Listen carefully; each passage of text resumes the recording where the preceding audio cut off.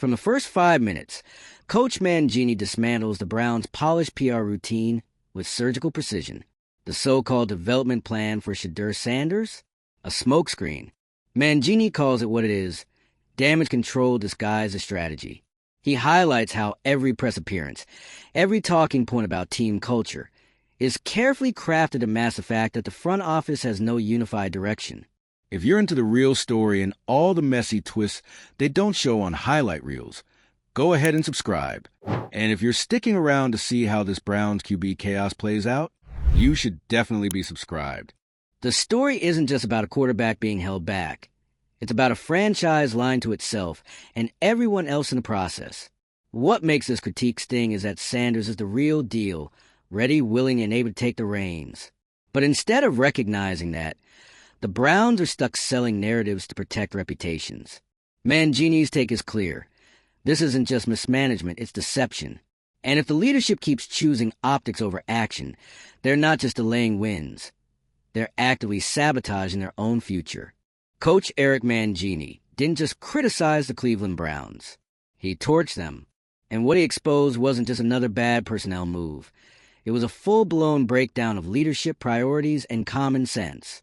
At the center of the storm, Shedeur Sanders, a quarterback with the poise, accuracy, and leadership teams beg for, a player who could easily be the face of the franchise. And yet, the Browns have managed to turn his arrival into a masterclass in dysfunction, fear, and ego. Mangini saw it, called it out, and made it very clear. This team isn't just fumbling a player, they're fumbling their entire future. Let's start with the basics. Sanders isn't a maybe. He's not a project. He's not a developmental guy. He's a fully formed leader under center with a calm command of the game that most young quarterbacks only hope to develop. But instead of recognizing that, the Browns have buried him under vague talking points about process, competition, and culture. They're not building anything. They're stalling, hiding behind press releases and controlled media statements, hoping no one notices that their so-called strategy is crumbling from the inside out. Mangini's critique ripped the curtain wide open. He didn't just say the front office was indecisive. He said they were disorganized, chaotic, and completely disconnected from reality. According to him, this isn't a team run like a professional franchise. It's more like a group project gone horribly wrong. And honestly, he's right. Every single delay in starting Sanders exposes how deep the cracks run. It's not about waiting for the right moment. It's about fear. Fear of being wrong. Fear of admitting past mistakes. Fear of letting go of control. This isn't caution. It's insecurity dressed up as strategy. And the worst part? Everyone sees it. Fans know it. Analysts have pointed it out. And now a former coach is spelling it out in plain language. The Browns are so consumed with ego and image that they're ignoring the obvious. Sanders is ready. But starting him would mean admitting that the team's previous choices, whether in drafting, signing, or strategy, were off the mark. So instead, they pretend. They talk about development like Sanders just got here, as if he didn't already show everything you'd want in a starting quarterback. They push a false narrative to protect fragile egos, while their most valuable asset sits on the sidelines waiting for a leadership structure that simply doesn't exist. Mangini wasn't just ranting. He was diagnosing. He pointed to the deeper issue. This isn't about football anymore. It's about power. And when power struggles start shaping the roster, nothing good follows. The GM and owner aren't aligned. That's not speculation. It's obvious in how decisions are being communicated. Mixed signals. Contradictory statements. Delayed announcements. These aren't quirks of a thoughtful organization. They're symptoms of a team with no unified direction, just internal politics disguised as planning. And yes, there are rumors. Mangini didn't shy away from suggesting that backroom deals and internal manipulation may be affecting everything, from draft decisions to who gets to call the shots on game day. That's not just dysfunction. That's sabotage. The kind of self-inflicted chaos that can wreck a franchise from the inside out. The tragedy here isn't just that Shedeur Sanders isn't starting. It's that no one inside the organization seems willing to take a stand. To say, this is a guy, we're building around him. Period. Instead, they're letting fear win. And that fear is driving them straight into another wasted season. This isn't just about mishandling a player. It's about missing the moment. Because Sanders isn't just a good quarterback. He's the kind of talent that doesn't come around often. A player who can bring stability, identity, and leadership to a team that's been defined by turnover and confusion for years. And somehow, the Browns are blowing it. Their hesitation isn't about protecting Sanders. It's about protecting themselves. About not wanting to be the one who makes the wrong call. So they do nothing. Or worse, they create fake quarterback competitions, pretend they're still evaluating, and hope the noise dies down. But it won't, because you can't spin this kind of decision forever. Eventually, everyone starts asking the same question. Why is the obvious choice being ignored? It's not just a bad look. It's a loud message to the locker room that performance doesn't matter. Politics do. That talent will be sidelined if it threatens the status quo. That doing the right thing comes second to maintaining control. Mangini's words hit hard because they cut through all of that. He called out the spin, the empty words, the fear-based leadership. And most of all, he called out the wasted opportunity. Because right now, the Browns could be entering a new era, one defined by a young quarterback who's already shown he can lead. But instead, they're stuck in the same cycle of self-doubt and second-guessing that's haunted this team for decades. And fans are tired of it. They've seen the same pattern too many times. Promising talent brought in, mishandled, misused, then sent packing while the organization pretends it's still in control. But control isn't the same as leadership. And what the Browns need right now isn't control. It's clarity, confidence, conviction. They need to stop overthinking, stop managing perception, and start managing a football team. Because if they don't, they're going to lose more than games. They're going to lose the trust of their players, the belief of their fans. And worst of all, they're going to lose Shedeur Sanders. Not to another team. Not yet, but to doubt, to frustration, to the kind of toxicity that drives even the most loyal players away. And if that happens, the Browns won't just be the team that passed on their future. They'll be the team that watched it walk out the door. This whole situation is bigger than just one player. It's a reflection of who this organization is at its core. And right now, that reflection isn't pretty. So what happens next? Do they finally wake up and hand the ball to the guy who's clearly earned it? Or do they keep hiding behind buzzwords and hoping no one notices the dysfunction leaking out of every press conference? That's the question. And it's one fans are asking louder by the day. Because time is running out. Not just on the season, but on this era. The Browns can't afford to be remembered as a team that let politics outweigh performance or fear outweigh talent. They've got their shot. Right now. One shot to change the story, shift the culture, and prove they're not the same Browns everyone's been mocking for years. But if they miss it, then they deserve every bit of criticism they're getting, and more. So let's hear it. Are the Browns playing scared? Are they about to throw away the best thing that's happened to their franchise in a decade? Drop your thoughts in the comments, because this debate isn't going anywhere. And if you're done watching talent get wasted, if you're tired of the spin, if you want to see this team finally get it right, go ahead and like the video, share it with someone who needs to see it, and hit that subscribe button. Because until the Browns stop talking in circles and start making real decisions, we'll be right here, breaking down the drama, calling out the chaos, and hoping that one day they finally figure it out. This isn't just another bad football take. It's a front row seat to a franchise-wide identity crisis that's playing out in real time. And with Shedeur Sanders standing on the sidelines, ready, waiting, watching, the Cleveland Browns are teetering on the edge of making one of the most embarrassing mistakes in recent NFL memory. Let's not sugarcoat it. This isn't a team simply taking their time or doing due diligence. No, this is a team so paralyzed by internal dysfunction that they're actively sabotaging the best thing to happen to them in years. Coach Mangini called it exactly as it is. This is fear, ego, and mismanagement all rolled into one long, drawn-out PR disaster. And fans are over it. Because this isn't just about a quarterback battle. This is about a front office so wrapped up in appearances that they can't see the obvious solution staring them in the face. Sanders is not just a high-potential rookie. He's a fully formed competitor. He's battle-tested, game-ready, And most importantly, better than the options currently being rolled out like placeholder furniture. You've got a guy who brings calm to chaos, who leads by example, and whose fundamentals are already light years ahead of the usual raw but exciting rookie profile. But instead of building around him, the Browns are stuck in committee meetings and closed-door power struggles, trying to align on a decision that, frankly, should have been made the moment Sanders walked into that building. Mangini wasn't emotional in his critique. He was surgical. He pointed to the way the Browns talk out both sides of their mouths, preaching patience while clearly panicking behind the scenes. That's not a plan. That's a scramble. And no matter how many times they say, trust the process, it's obvious there is no process. Just posturing. And let's be clear, this obsession with control, it's not about winning games. It's about preserving authority.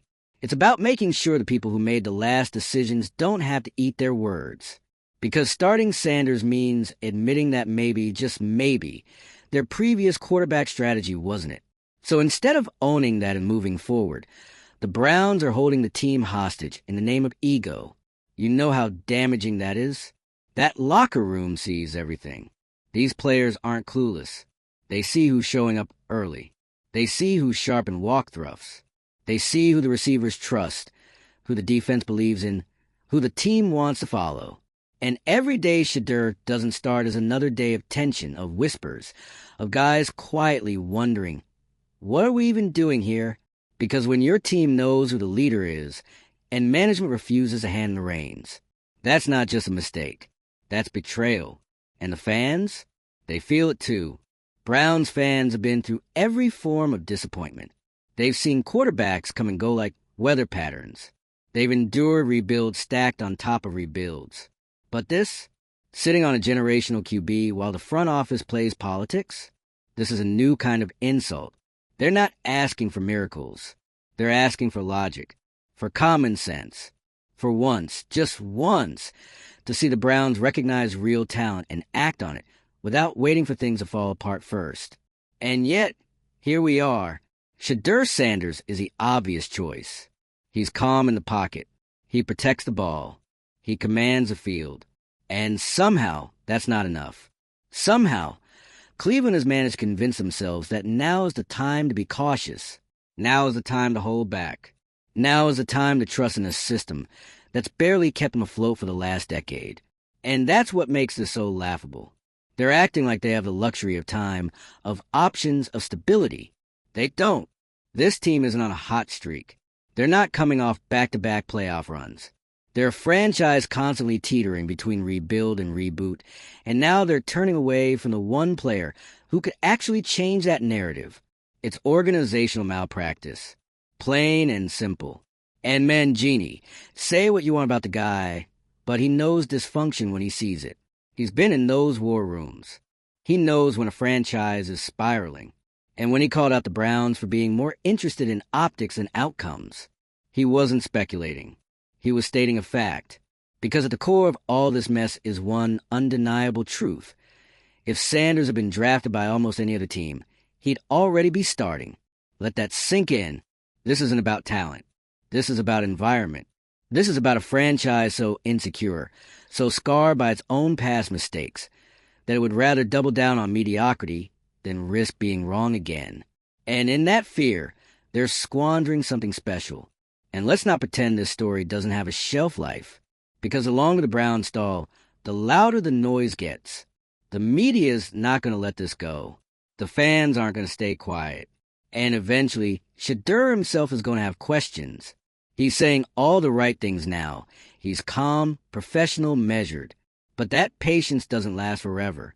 At some point, every competitor wants to know why they're being benched in favor of less qualified talent.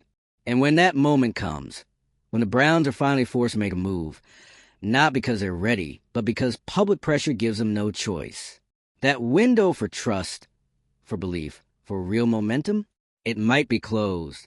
You can't build around a player you don't believe in. And right now, every move the Browns make says one thing loud and clear. They don't believe, not in Sanders, not in themselves, not in any decision they didn't script 6 months ago in a boardroom full of scared executives. That's what Mangini was trying to say. That this isn't just incompetence, it's intentional incompetence. Decisions made by people more worried about headlines and scorelines. A front office obsessed with managing perception, even if it means losing the locker room, the fans, and the player who could have saved them. So where does this go from here? Eventually, the Browns will have to face it. The calls will get louder, the excuses thinner, and the pressure, both internally and externally, will make it impossible to keep the charade going. But by then, the damage might be done. Because even if Sanders steps in mid-season and lights it up, there will always be that question hanging over the organization. Why did it take so long? And worse, what does that say about the people running the show? Because a franchise that can't recognize greatness when it's right in front of them isn't just unlucky. They're broken. So the fans watching all of this unfold, stay loud. Keep asking questions. Keep demanding answers. Because Shedeur Sanders is the real deal, and the only thing standing between him and success right now is the franchise that drafted him. And to the Browns front office, enough is enough. This isn't just about football anymore. It's about credibility. And you're running out of it. Fast. At this point, this isn't just a quarterback controversy. This is a slow-motion franchise collapse dressed up as strategic development. And the fact that Shedeur Sanders is caught in the middle of it, that's not just unfortunate. It's absurd. The Cleveland Browns are showing the entire league what happens when fear, ego, and power plays take priority over talent, clarity, and winning. And if you've been watching this unfold, you don't need insider access to see how badly this is spiraling. They drafted a quarterback who's everything they've been missing. Not just talent-wise, but mentally, emotionally, professionally. Shedeur Sanders isn't some raw project you hope turns into something in 3 years. He's NFL ready. He walks in the building like he's been there. He commands attention, earns respect, and stays locked in no matter how loud the noise gets around him. And the Browns? They're out here treating him like an inconvenient truth they don't know how to deal with. And for what? To protect feelings? To avoid conflict between a GM and an owner who clearly aren't on the same page? To delay the inevitable because no one wants to admit their last plan didn't work? It's exhausting. And it's transparent. Coach Mangini didn't just point fingers. He put the entire operation under a microscope. His message was clear. This isn't about development. It's about dysfunction. And at the heart of that dysfunction is fear. Fear of being wrong. Fear of taking bold action. Fear of trusting a player who didn't come from their plan, their vision, their ego-driven blueprint. What kind of message does that send? It tells everyone in the organization, from the rookies to the vets, that meritocracy is a lie. That performance isn't what gets you on the field. Politics does. That it doesn't matter if you're the smartest guy in the room if the people upstairs already decided they'd rather stick with the status quo. That's how you lose a locker room. Because players know. They know when someone's got it. They know who should be leading them. And if the Browns think they can hide this behind a few rehearsed interviews and some "we're evaluating everything" talking points, they're delusional. The roster sees it. The league sees it. The fans definitely see it. And all of it could have been avoided. This didn't have to be complicated. It didn't need to turn into a narrative. They could have just done the obvious thing and handed the reins to the guy who earned them. But instead, they decided to slow play it like it's chess. Except they've already sacrificed half their pieces, and they're still pretending it's part of some brilliant long-term strategy. It's not. It's fear. And fear never wins championships. So here we are, a franchise clinging to a broken system. A player being forced to wait, not because he's not ready, but because his readiness threatens the fragile hierarchy that's running the team. And the cost? Time, momentum, trust. Every week that goes by without Sanders under center is a wasted opportunity. Not just for him, but for the entire team. This could have been the year things turn around. The year they finally found stability. But instead, the Browns are writing another chapter in their long-running book of how to waste talent and alienate everyone. Let's not forget what Mangini said about behind-the-scenes manipulation. He hinted, strongly, that there's more going on than just football, that certain voices in the room are louder than others, and those voices aren't always the ones focused on winning games. that there might be collusion, internal backstabbing, and competing agendas all wrapped in a neat little package labeled team strategy. And again, it shows this doesn't feel like football decisions being made. It feels like brand management, like image control, like executives trying to avoid getting embarrassed in the media more than they're trying to build a winning team. That's the real kicker. Because this organization has spent years begging for this kind of quarterback. They've cycled through mediocrity, false hope, and desperation plays over and over. And now that they finally have someone with real star potential, they're hesitating. Not because he's not ready, but because his presence challenges a fake sense of control they've been clinging to. And if that doesn't scream dysfunction, what does? This isn't a matter of maybe next week. This is a flashing red siren saying, you're wasting him. Every moment Shedeur sits on the bench is a moment the Browns are telling the world they'd rather be right than win. That ego matters more than execution. And the consequences? They're piling up. The media is circling. The fans are loud. And worst of all, the locker room is getting restless. Because you can only gaslight your own team for so long before the trust breaks completely. And once it does, good luck getting it back. This isn't just poor management. It's dangerous management. The kind that doesn't just lose games. It loses futures. Because here's the reality. Shedeur Sanders will play, whether it's in Cleveland or somewhere else. His time will come. And when it does, everyone who watched this mess unfold will remember exactly how it started. The Browns had the chance to make a statement. To say, we recognize talent. We trust it. We're ready to build something real. Instead, they said, let's wait and see. Wait and see what? Wait and see if their egos can survive the optics of admitting a previous failure. Wait and see if Sanders cools off. Wait and see if someone upstairs changes their mind. It's weak. It's embarrassing. And it's the exact opposite of what winning organizations do. Because winning teams don't flinch. They don't play scared. They don't let front office dysfunction dictate on-field decisions. Winning teams see talent. They trust it. They build around it. The Browns aren't doing that. They're actively doing the opposite. And every day they keep Shedeur on the sideline. They confirm what Mangini, and frankly what most of us, already know. This team isn't being run by football minds. It's being run by scared executives trying to protect their own narrative. So, where do we go from here? Hopefully, forward. Hopefully, the pressure builds to the point where they have to make the right move. Hopefully, someone in that building wakes up and realizes that delaying Sanders isn't saving the franchise. It's sinking it. But until that happens, this is a reality. A team with the right player, the wrong priorities, and a rapidly closing window to fix it. If you're watching this unfold and wondering how much longer they can drag this out, let me know in the comments. If you're tired of watching this team trip over its own dysfunction, hit like. Share it with someone who still believes Cleveland can turn it around. And subscribe. Because as long as the Browns keep doubling down on fear instead of football this story, it's not going anywhere.